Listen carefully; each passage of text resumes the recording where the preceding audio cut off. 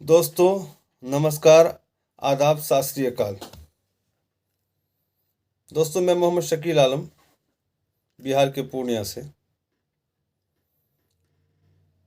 दोस्तों, हालांकि आप ये जानते होंगे कि जंग को शुरू करना इंसान के हाथ में होता है। जंग को शुरू करना इंसान के हाथ में होता है और जंग को ख़त्म कर ही तो देते हैं इंसान, लेकिन जंग से होने वाली तबाही को इंसान कभी नहीं सुधार सकता है। आज आप जानते हैं कि हमारे जो पृथ्वी पे एक छोटा सा शहर यूक्रेन है और एक बहुत बड़ा शहर रूसिया है। दोनों के बीच में एक जंग छिड़ा हुआ है और उस जंग को आज 8 दिन होने जा रहा है। काफ़ी नुकसान हुआ है यूक्रेन का और रूसिया का भी नुकसान हुआ होगा, लेकिन अभी मैं इंडिया में हूँ तो ज़्यादातर मैसेज हमको रूसिया का नहीं मिलता है यहाँ पर देखने के लिए। हमको यूक्रेन का ज़्यादातर मैसेज देखने के मिलता है कि यूक्रेन में ज़्यादा तबाही है, कई शहर पर रूसिया वालों ने कब्ज़ा भी कर लिया है। तो दोस्तों, ये आपसी मैटर था, बॉर्डर विवाद। ये विवाद में कई बार इस पर बैठक हुआ लेकिन बात नहीं बना। आज नौबत ये आ गया है कि दोनों देश खुद के दुश्मन बन गए हैं। एक समय था दोनों में काफ़ी दोस्ती थी और दोनों मिल के बिजनेस भी किया करते थे और यहाँ पे जंग छिड़ा है। नाटो के साथ यूक्रेन शायद जुड़ रहा था इसी पर कि नाटो के साथ न जाएं। इसी पर कुछ बहस हुई और ये वार्तालाप नहीं हो पाया। कई बार बैठक हुआ, कुछ समझौता नहीं हो पाया, जिसके कारण बात नहीं बनी। आज जो है कि वहाँ पे युद्ध चल रहा है, युद्ध का 8वां दिन है और जो हमारे इंडिया के जो नागरिक वहाँ फंसे हुए थे उनको तो रेस्क्यू कर लिया गया है, लेकिन आज जो विदेश मंत्रालय है उनका कहना हुआ कि कुछ ही लोग वहाँ पर फंसे हुए हैं। तो दोस्तों, मैं इंडिया के नागरिक को तो वापस ले आया हूँ।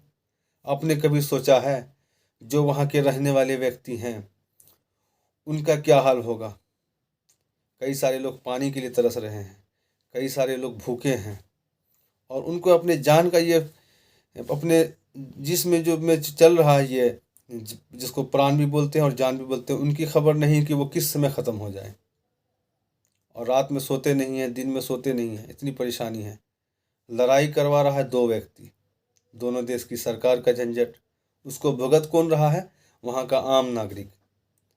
दोस्तों, इस दुनिया में जीने के लिए एक व्यक्ति अपने आशियाने को जब बनाता है तो काफ़ी मुश्किल से थोड़ा थोड़ा रकम को जमा करके कोई उद्योगपति एक अपना उद्योग लगाता है, छोटा से बड़ा उसका बिजनेस होता है। कोई गरीब मजदूर मेहनत करके एक मकान बनाता है और कोई स्टूडेंट जो पढ़ रहे हैं हमारे इंडिया के, जो स्कूल बना है वहाँ पर, वहाँ के भी कोई व्यक्ति ही उस स्कूल का संचालन किए होंगे। अपनी बहुत मेहनत की कमाई को जमा करके एक यूनिवर्सिटी बनाए हैं, कोई कॉलेज बना है, कोई स्कूल बना है, कुछ जो है प्राइवेट चला रहे हैं। बहुत सारा सेक्टर पर लोग काम करके अपने रोजी रोटी की तलाश कर रहे हैं। दोस्तों, दो देश की लड़ाई में वहाँ के ना तो स्कूल, वहाँ पर जो लड़ाई होता है तो ये नहीं देखा जाता है कि ये उद्योगपति का बंगला है या गरीब का बंगला है, इसको छोड़ दिया जाए, उसको उस पर बम गिराया जाए, उस पर कहाँ पे हमला हो जाएगा कहना मुश्किल है। पुलिस स्टेशन है उस पर हो जाए, ट्रेनिंग कैंप है उस पर हो जाए, मतलब कि जहाँ चाहे वो लोग हमला कर देते हैं ग्रेनेड द्वारा।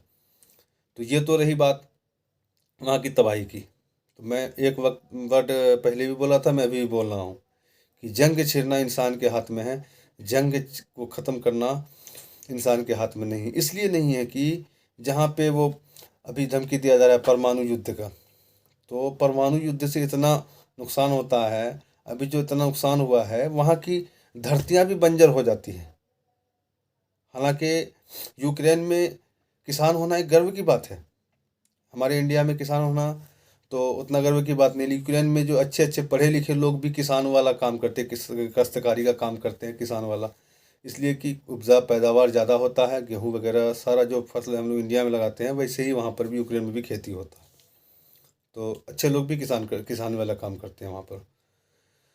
तो आज जो पृथ्वी पर एक जब अटैक होता है तो पृथ्वी का एक प्लेट जो डिस्क होता है वो खिसक सा जाता है, पर्यावरण में एक जहर सा फैल जाता है, न खेती हो पाएगा, न सही ढंग से वहाँ का मौसम का तापमान सही रहेगा, बारिश नहीं होगी, सूखा पड़ जाएगा, गर्मी काफ़ी होगी, ग्लोबल वार्मिंग का जो है सिस्टम जो बढ़ जाता है, और आए दिन भूकंप आना, बहुत सारा सिस्टम है। कुदरत के प्रकृति के साथ जब इंसान छेड़छाड़ करता है तो जैसे कि आप, जाहिर सी बात है कि जब एक खेत को एक किसान तैयार करता है तो उसको अपने हिसाब से सिंचाई करता है, उसमें पानी देता है, उसमें बीज देता है, और सारा चीज़ दे करके उसको छोटा से बड़ा करके उसको फसल आने के बाद तब काट के घर लगता है। अगर कोई अनजान किसान, अगर जो नहीं किया है कभी खेती, अगर वो इंसान खेती कर ले, उसमें एक छोटा सा गलत मेडिसिन देने के कारण उसका फसल खराब हो जाता है। तो वैसे हम प्रकृति के साथ एक छेड़छाड़ कर रहे हैं दो व्यक्ति के लड़ाई में। तो ऐसा नहीं होना चाहिए। मैं छोटी मुँह बड़ी बात में क्या कहूँ, मेरा ये उद्देश्य है कि जो हुआ जैसे हुआ जंग को वहीं से ख़त्म कर देना चाहिए, बेहतर वही है। अभी तो जितना नुकसान हुआ है, अगर परमाणु युद्ध की बात अगर आ गई तो यूक्रेन क्या, उनके आसपास के कई कंट्री पर भी उसका असर, इतना असर पड़ेगा कि 100 साल के बाद भी वो उभर नहीं पाएगा वो देश। तो मैं क्या बोलूँ, जानकारी कम है, जितनी जानकारी थी उतनी बयां कर रहा हूँ।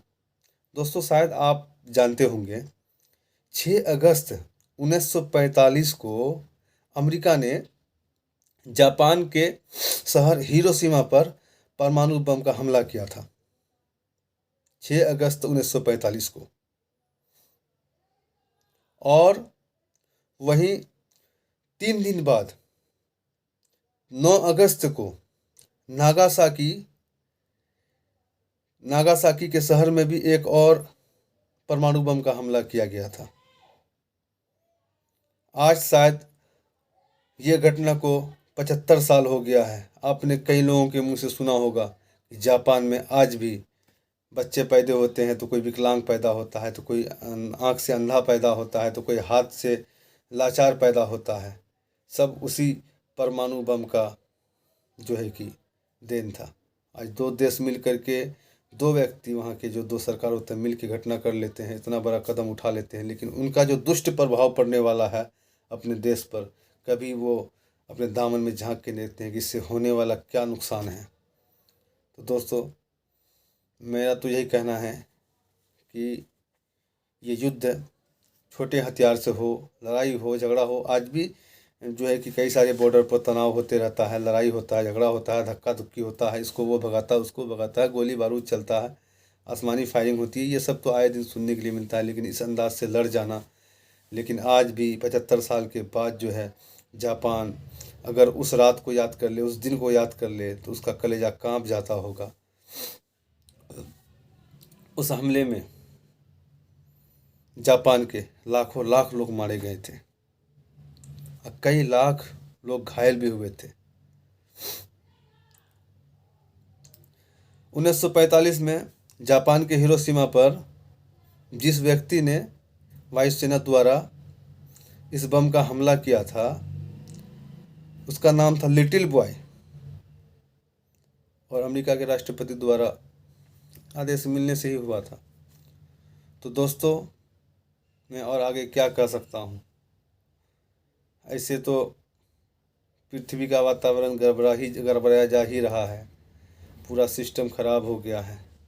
और मैं इतना ही कहूँगा कि इस देश में जो भी व्यक्ति हैं बहुत मेहनत करके अपने आशियाना को बनाते हैं, बहुत मेहनत करके अपने घर को लगाते हैं, और अपने पेट को काट करके कई सारे लोग मकान बनाते हैं, बहुत सारा कार्य करते हैं, और सारा नष्ट हो जाता है। तो इंसान यही सोचता है कि अब जी के क्या करें, हम डायरेक्ट हमको मार क्यों नहीं दिए, जो हमको तरपा तरपा के आज 9 दिन से मार रहे, 8 दिन से मार रहे हो। बेहतर यही होगा कि आइए एक बैग मार दीजिए। तो मैं, हमको कहाँ लगता है कि इस छोटे मोटे व्यक्ति का वीडियो उतना दूर तक पहुँच पाएगा, यूक्रेन और रूसिया तक नहीं पहुँच पाएगा। और विदेशों को मैं कहना चाहता हूँ कि आग को सुलझाने का काम कीजिए, कि दोनों देश आपस में जंग को ख़त्म कर दें, ना कि ये कहें कि हम आपके साथ हैं और हम आपके साथ हैं। उसमें नुकसान काफ़ी हो रहा है। जो हमारे यूनाइटेड स्टेट, जो नाटो के, जो अमेरिका से जुड़े नाटो हैं, उनसे भी मैं अपील करना चाहता हूँ, हाथ जोड़ करके विनती करना चाहता हूँ कि आप जैसे एक देश, एक परिवार में एक गार्जियन होता है, और आप भी गार्जियन के तहत होते हैं आप लोग भी, और जो भी बड़े कंट्री हैं, अच्छे कंट्री हैं, उनसे मैं अपील करना चाहता हूँ हाथ जोड़ करके कि आप लोग एक विचार विमर्श कीजिए और जल्द से एक इमरजेंसी बैठक बुला करके इस लड़ाई को शांत कर दीजिए। मैं अपनी वार्तालाप को यहीं से ख़त्म करता हूँ। जय हिंद।